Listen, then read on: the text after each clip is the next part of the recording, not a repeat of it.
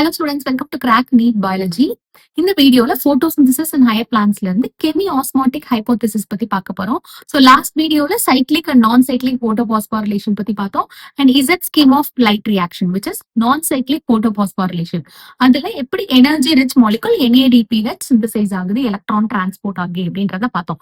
இந்த வீடியோல through chemiosmotic hypothesis எப்படி ATP synthesize ஆகுது chloroplastல அப்படின்னு பார்க்க போறோம்.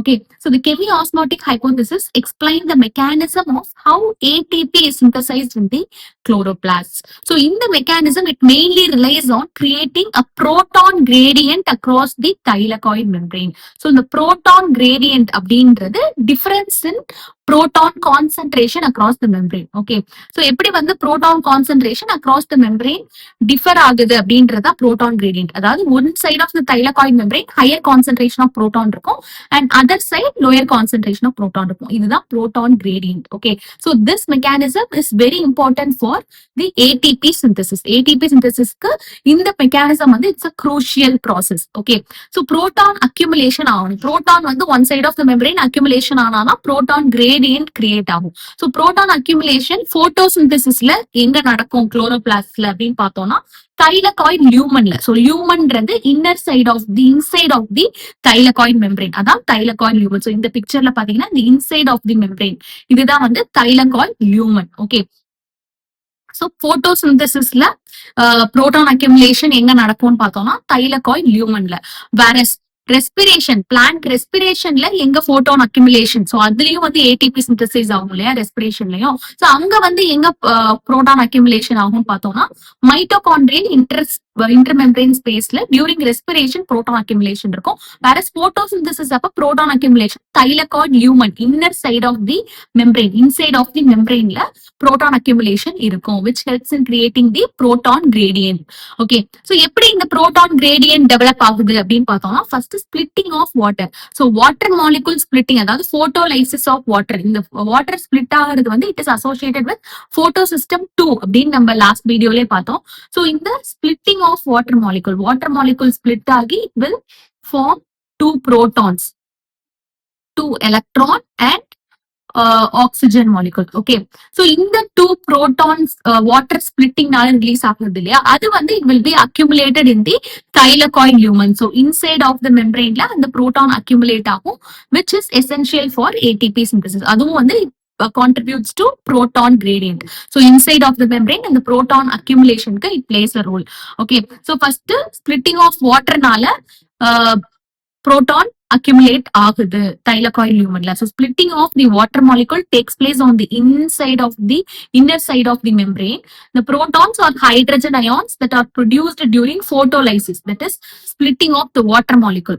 So accumulate within the lumen of the thylakoid. So the inner side of the thylakoid inner மெம்பரேன்லயே வந்து அந்த புரோட்டான் அக்யூமுலேட் ஆயிடும். சோ இந்த ப்ராசஸ் மூலமா புரோட்டான் வந்து அக்யூமுலேட் ஆகும். அண்ட் another ப்ராசஸ் என்னன்னு பார்த்தோம்னா as electron moves through the photosystems protons are transported across the membrane. So நம்ம வந்து லாஸ்ட் வீக் Z ஸ்கீம்லயே பார்த்தோம்.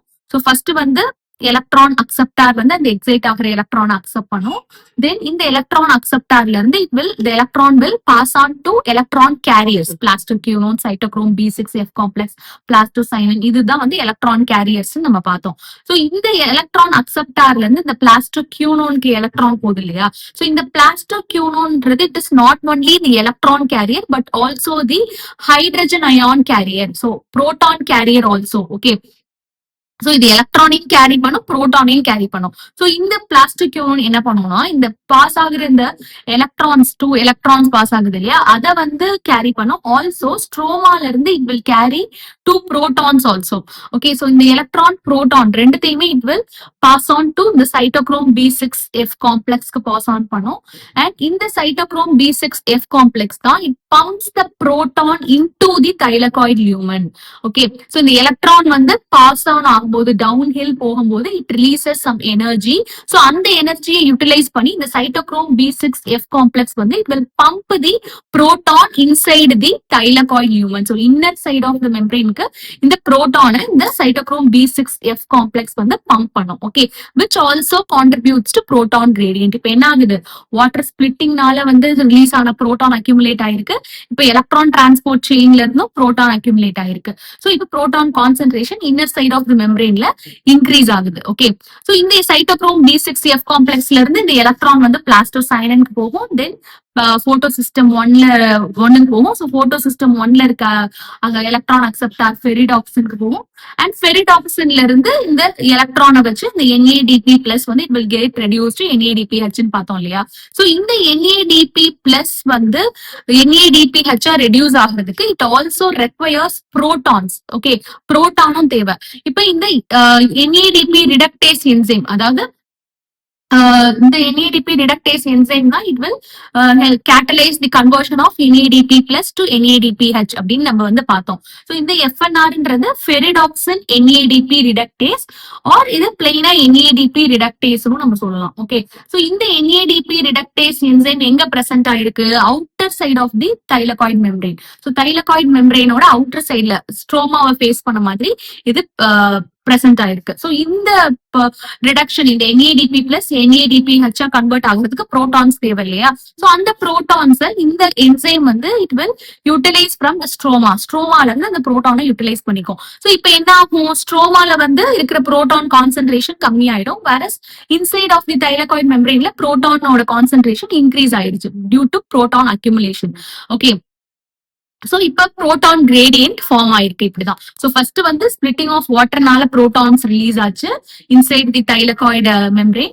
அண்ட் இன்னொரு ப்ராசஸ் என்னன்னு பார்த்தோம்னா இந்த ஹைட்ரஜன் கேரியர் மாலிகுல், அதாவது அந்த பிளாஸ்டோக்யூனோன், அதுதான் அது வந்து it removes the proton from the stroma while transporting an electron. ஏன்னா it is also a hydrogen carrier molecule.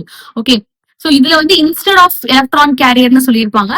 இந்த பிளாஸ்டோக்யூனோன் வந்து it is both electron carrier and hydrogen ion carrier. Okay, அதனாலதான் அது எலக்ட்ரானையும் டிரான்ஸ்பர் பண்ணுது, புரோட்டானையும் டிரான்ஸ்பர் பண்ணுது cytochrome B6F காம்ப்ளெக்ஸ்க்கு. ஓகே, சோ ஸ்ட்ரோமால இருந்து புரோட்டானை எடுத்து சைட்டோக்ரோம் B6F காம்ப்ளெக்ஸ்க்கு அந்த கேரியர் மாலிகுல் ஹைட்ரஜன் கேரியர் நீங்க சொல்லியிருக்காங்க இல்லையா, அந்த பிளாஸ்டோக்யூனோன் அதை டிரான்ஸ்பர் பண்ணுச்சு.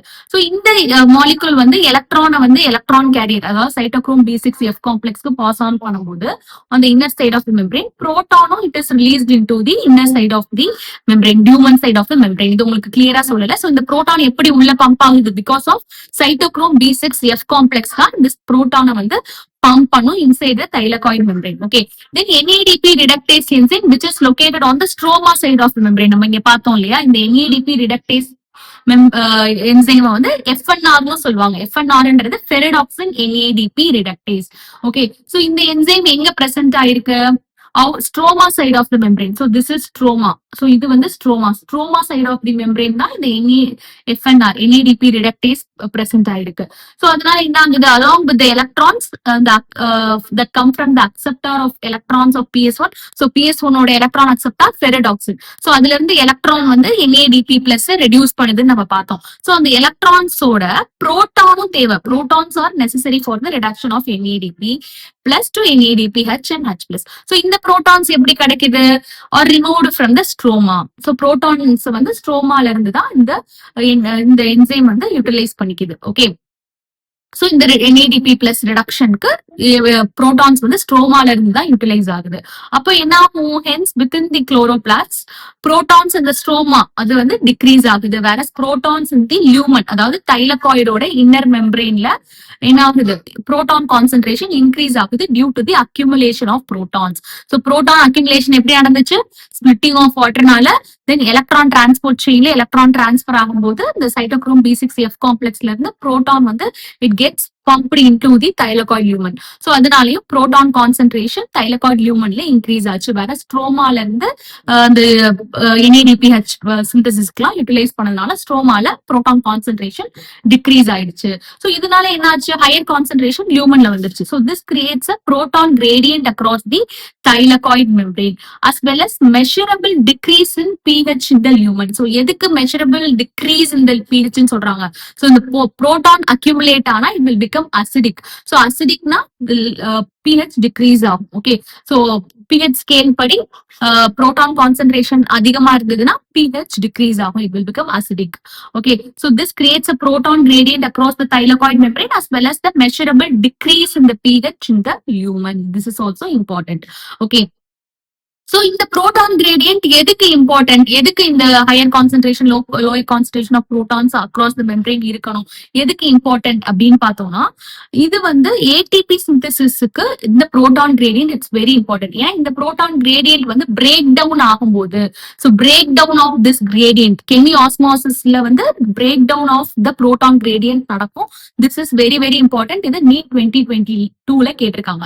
ஓகே, சோ எதுக்கு புரோட்டான் கிரேடியன்ட் இம்பார்ட்டன்ட், இந்த புரோட்டான் கிரேடியன்ட் பிரேக் டவுன் ஆகும்போது தான் ஏடிபி சிந்தசிஸ் நடக்கும். So proton gradient break down ஆகுதுன்றது என்னது, மறுபடியும் இந்த ஹையர் கான்சென்ட்ரேஷன்ல இருந்து லோயர் கான்சென்ட்ரேஷனுக்கு அந்த புரோட்டான்ஸ் டிஃப்யூஸ் ஆகுறது, அதான் புரோட்டான் கிரேடியன்ட் பிரேக் டவுன் அப்படின்னு சொல்றோம். Break down of proton gradient சொல்றோம்.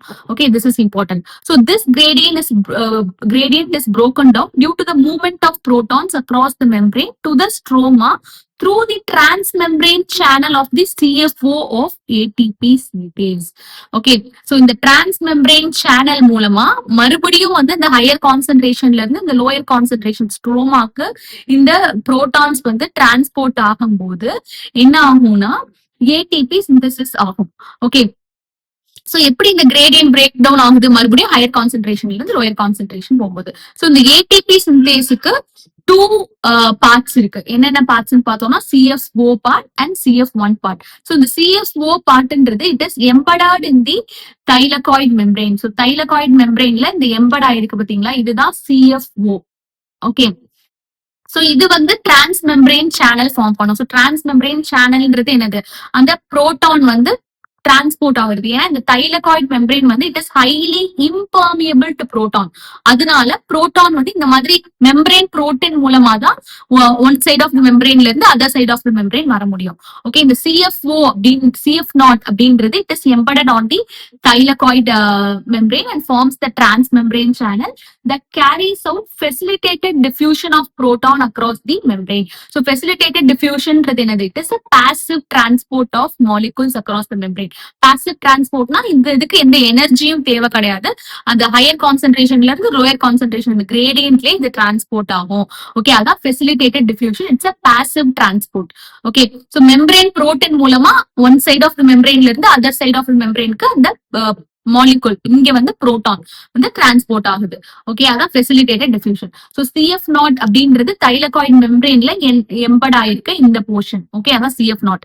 வேற CF1 அப்படின்றது இந்த போர்ஷன். ஓகே, சோ இது வந்து எங்க இருக்குன்னு பாத்தீங்கன்னா which protrudes on the outer side of the thylakoid membrane. So outer side of the thylakoid membraneல protrude ஆன மாதிரி இருக்கு, that faces the stroma side. So stroma side face பண்ண மாதிரி இருக்கிறது CF1 part. ஓகே, வேற CF0 part வந்து embedded on the thylakoid membraneல embedded ஆயிருக்கு.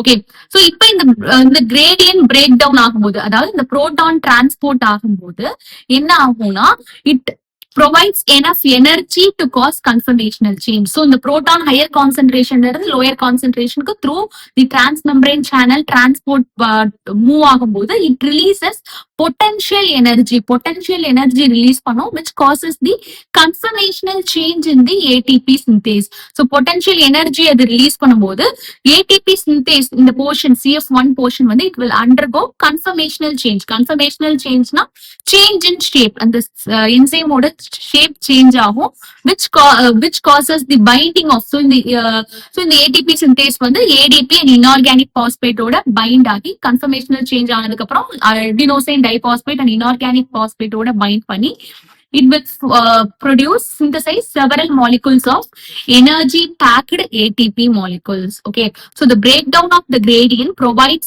enough energy to cause conformational change in the F1 particle of the ATP synthase. So in the region la it will undergo conformational change. Okay, which makes the enzyme synthesize several molecules of energy packed ATP. இப்படிதான் வந்து ATP synthesis நடக்கும் through chemiosmosis. Okay, so the chemiosmosis நடக்கணும், போட்டோசிந்தசிஸ்ல chemiosmosis process நடக்கணும்னா என்னென்ன ரெக்வயர்மெண்ட்ஸ்ன்றது NEET ஆஸ்பெக்ட்ல it's very important. So it requires a membrane. So இந்த இடத்துல தைலகாய்டு மெம்பரேன் இருக்கு and proton pump. So proton பம்ப்ன்றது இந்த எலக்ட்ரான் டிரான்ஸ்போர்ட் செயின்ல நடக்கிற ஒரு ப்ராசஸ். புரோட்டான் வந்து பம்ப் ஆகும் into the thylakoid membrane and proton gradient என்னது higher concentration of protons inside the membrane and lower concentration and outside the membrane. So இந்த மாதிரி proton gradient form ஆகணும். And ATP synthase. So ATP synthase enzyme தேவை. So chemiosmosis நடக்கணும்னா these are the requirements. It is very important in each aspect. Okay. So energy, so இந்த electron transport ஆகும்போது downhill move ஆகும்போது energy release ஆகும். அந்த எனர்ஜியை வச்சுதான் இந்த சைட்டோக்ரோம் B6F காம்ப்ளெக்ஸ் வந்து pumps the proton into the thylakoid lumen. Okay. Then creating a high concentration gradient. So proton வந்து accumulate ஆகும்போது அதோட concentration increase ஆகுது. Okay, proton இங்க accumulate ஆகுது இல்லையா, அதனால அதோட concentration increase ஆகுது. So ATP synthase has a channel that allows diffusion of protons back across the membrane. So ATP syntheseல இந்த membrane channel மூலமா இந்த proton வந்து again it diffuses back into the stroma. Okay. So diffusion of protons back across the membrane. This releases enough energy to activate ATP synthase enzyme. என்ன சொல்றாங்க? So இது move ஆகும்போது potential energy release ஆகும், which activates the ATP synthase enzyme. So the ATP synthase enzyme வந்து conformational change, அதோட change, so அதோட shape வந்து change ஆகி it will bind to ADP and inorganic phosphate and synthesize the energy rich molecule ATP. Okay. So along with NADPH produced by the movement of electrons, நம்ம last videoல பார்த்தோம், electrons move ஆகி the Z scheme of light reactionல NADPH synthesize ஆகும் பார்த்தோம் இல்லையா. So இந்த NADPH இங்கேயும் பார்த்தோம் இல்லையா, the NADPH energy rich molecule. So இந்த energy rich molecule NADPH and the ATP adenosine triphosphate, which is the energy currency of the cell. எல்லா cellular processக்கும் the ATP தான் it provides energy நமக்கு தெரியும். So இந்த NADPH and ATP இது ரெண்டுமே வந்து இந்த ப்ராசஸ்ல சிந்தசைஸ் ஆன உடனே immediately it is used in the biosynthetic reaction taking place in the stroma. So biosynthetic reaction என்னது, dark reaction or Calvin cycle. So in the NADPH and ATP it will be immediately used in biosynthetic reaction taking place in the stroma. So in the dark reaction stroma நடக்கும், which is responsible for fixing carbon dioxide and synthesis of sugars. Okay. So in the NADPH and ATP immediately it will be utilized for dark reactions சொல்றாங்க. So where are the ATP and NADP used அப்படின்றத நம்ம next வீடியோல டீடைல்டா பார்க்கலாம். இந்த video உங்களுக்கு யூஸ்ஃபுல்லா இருந்தா kindly subscribe my channel. Thank you.